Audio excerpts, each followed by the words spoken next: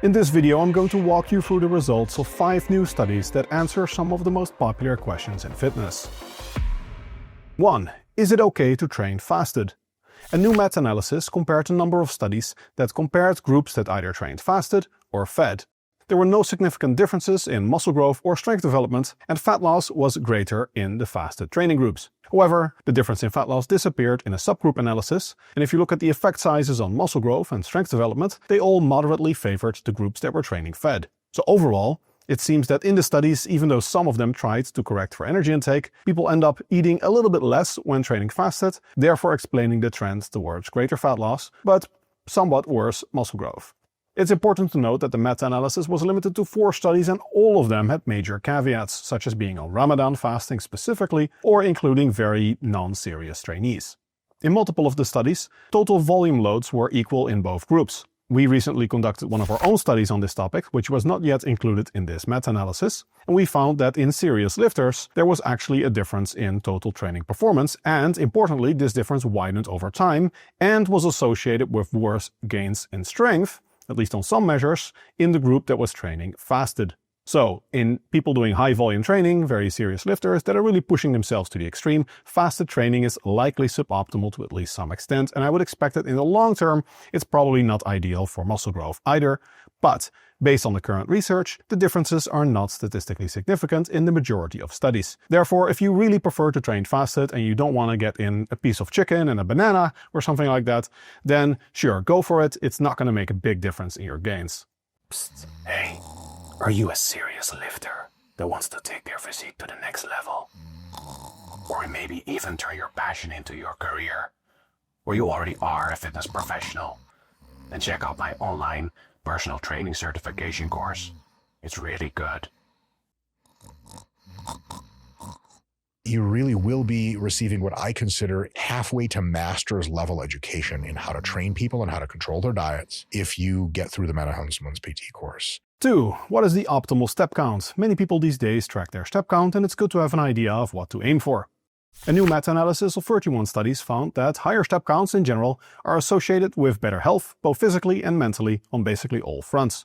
People with higher step counts have lower rates of dementia and depression, and they also have lower all-cause mortality and lower mortality on basically every individual marker of health that we have. However, more is not always better. There were sharp diminishing returns, and there seemed to be an inflection point around 5 to 7k steps per day, after which further benefits became marginal and quite unclear. Diminishing returns apply in particular to younger individuals and individuals that already do a substantial amount of exercise. You can only get so healthy, and many of the health benefits of higher step counts and exercise overlap. The logical conclusion here is that you should walk exactly 7,000 steps per day from now on, not a step more or less. In all seriousness, step counts are a very crude measure of total physical activity level, and it's actually questionable if you really need to track your step count. Step counts in this type of research only show associations with health, not causative evidence. In practice, I think for most individuals, targeting an actual concrete step count to hit every day is a very high effort, low reward strategy. What works much better from a lifestyle perspective is trying to think of sustainable ways to increase your physical activity level. If that means walking your dog along a nicer route, going to work by bicycle, or working from a standing desk, those are all great ways you can sustainably increase your energy expenditure without it necessarily being high effort. If, however, you obsess over your step count to the extent that at 10 p.m. you feel like, oh, I haven't hit my 7k or 10k steps yet, and therefore you have to go on a walk that you really don't want to, that is very questionable in terms of benefit and sustainability. Nevertheless, if you are tracking your step count or you want some concrete number, 7k steps is pretty reasonable based on this meta-analysis and former research as well. Just to keep in mind that it's a very crude measure and research findings can be quite variable. Next, study number 3. A new study had strength-trained men supplement most of their protein in either 3 or 5 meals per day. Both of the groups consumed 5 meals a day, but the other 2 meals were lower in protein. After 8 weeks, there were no significant differences in measures of body composition or strength development. Importantly, total protein intake did not differ between the groups. I would have greatly preferred it if the study had looked at 3 meals versus 5 meals instead of 5 meals with protein distributed in 3 or 5 meals. However, based on previous research, we can infer that 3 meals per day is likely sufficient for essentially maximum muscle growth and strength development. These findings are supported by the Norwegian Meal Frequency Project in strength-trained individuals and a Japanese study on competitive rowers. We do see benefits of higher meal frequencies in some studies, and these studies were partly the reason that bodybuilders used to think that you need to consume 6 meals a day, but those studies specifically look at people only supplementing protein, so most of the protein is in the form of whey shakes. Whey shakes are absorbed very rapidly, and therefore cannot sustain postprandial anabolism for very long. Muscle protein synthesis after a whey shake just doesn't last as long as after a whole meal with some fiber, some fats, and a whole protein source. The exact optimal meal timing will depend on the individual, what type of exercise they do, if they train once or twice per day, but as a general rule of thumb for most individuals that are consuming whole foods-based meals with fiber, fat, and all macronutrients in all of the meals, I think 3 meals a day is enough to get you the vast majority of your gains. Based on research on muscle protein synthesis, there might be benefits to consuming 4 or more meals a day, but the difference is definitely going to be small. 2 meals per day, however, is unlikely to cut it based on the research that we have. A similar study to this new study compared 3 meals a day with the protein distributed in 2 of them or in 3 of them. They found that the group with the protein in 3 of their meals had a strong trend towards better overall gains.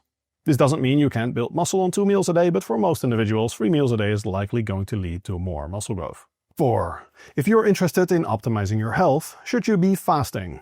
A new study concluded this is probably not necessary. Over the course of a year, the researchers found no differences in weight loss or markers of inflammation between a group restricting their energy intake to an 8 to 10 hour eating window and a group that had the same total daily energy deficit but without any fasting. These findings are in line with the majority of research that most of the health benefits of fasting are mediated by energy restriction. So it's not the fasting itself that makes you healthier, it's the energy restriction. In that sense, fasting is a tool, and if it fits your lifestyle and it makes it easier for you to reduce your energy intake, it is great. I personally do intermittent fasting myself, because I'm naturally not hungry in the mornings. However, if you're not interested in fasting or you prefer to have 4 square meals a day with an early breakfast and a late dinner, that is perfectly fine as well. 5. High-protein diets have become very popular and for good reason. They help you achieve a better body composition, they're good for appetite management, and they don't seem to really have any downside compared to carbohydrates or fats. That is, for your gains. But what about your health? There's widespread concern that the constant anabolism and elevation of insulin-like growth factor 1, activation of mTOR, and other growth pathways will reduce longevity and increase the risk of cancer. A new study tested this. The researchers looked at dietary data collected from just under 16,000 US individuals from the late 80s to the early 90s, and they correlated these data to national death records up to 2006. The researchers found no significant relationships between protein intake, measured as either plant protein intake, animal protein intake, or total daily protein intake, and mortality rates of any kind in any age group. Interestingly, there was even some evidence for higher protein intakes being associated with lower rates of cancer mortality. Associative research like this can only establish correlations, not causation, and is very prone to confounding. However, these data are in line with other analyses that protein intake is not detrimental for all-cause mortality or your longevity. In fact, there's also good reason to think that higher protein intakes will improve your health and possibly even lifespan because of all the health benefits. The word protein, after all, comes from the word proteos from Greek, which means of first importance. Proteins are the worker bees of the human body, and they are absolutely essential for many vital functions. A lot of the protein scaremongering also doesn't take into account that anabolism is highly tissue selective. Nutrition is mostly permissive for anabolism. So if you have a high protein intake and you do strength training, muscle protein synthesis in muscle tissue can be elevated to a much higher level. But it's not like your body will just build your heart up and keep growing all your organs until they explode or die from cancer. For plant protein in particular, previous research has even suggested that it's associated with lower mortality.